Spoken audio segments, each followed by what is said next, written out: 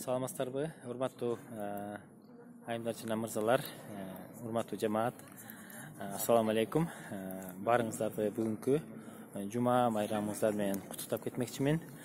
Мен Адылбек Эшбаев. Бүгүн атайын ошол жума күнү өзүмө ушундай бир дем алыш күнү белгилеп, жума намазына келип, жума намаздан кийин ошол мечиттин ичинде өзүм менен өзүм сүйлөшүп,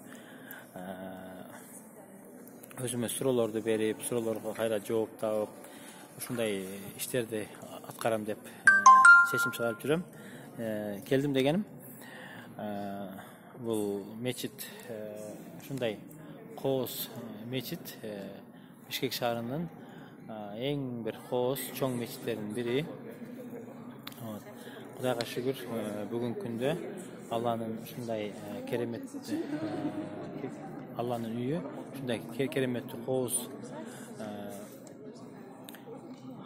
Негизи Алла менен болгон байланыш, Алла менен болгон мамиле аябай адам баласына жана ошондой эле жан дүйнөсүнө өтө керек. Анткени бизди жараткан дагы и бизге бардык жокту берген дагы жалгыз Аллах. Алла Таалага чексиз мактоолор болсун.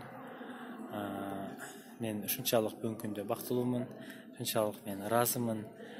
Ушул Бишкек шаарында дагы ушундай кооз мечиттер салынып, бүгүнкү күндө мындай Бельгия өлкөсүнөн жана ошондой эле чет мамлекеттен элдер келип, туристтер келип, ушинтип биздин мечиттерибизден келип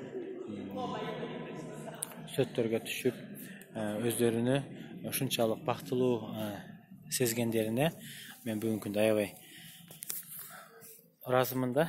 Анткени Кыргызстанга спортсмендер келип калат, башка өлкөлөрдөн өкүлдөр келип калат.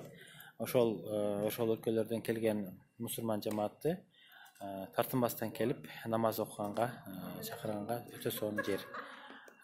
Сиздер дагы ошол мечитке келип намаз окуп, жана ошондой эле келип өзүңүздөрдүн жан дүйнөңүздөрдү тазалап кетишиңиздерге тилектешмин.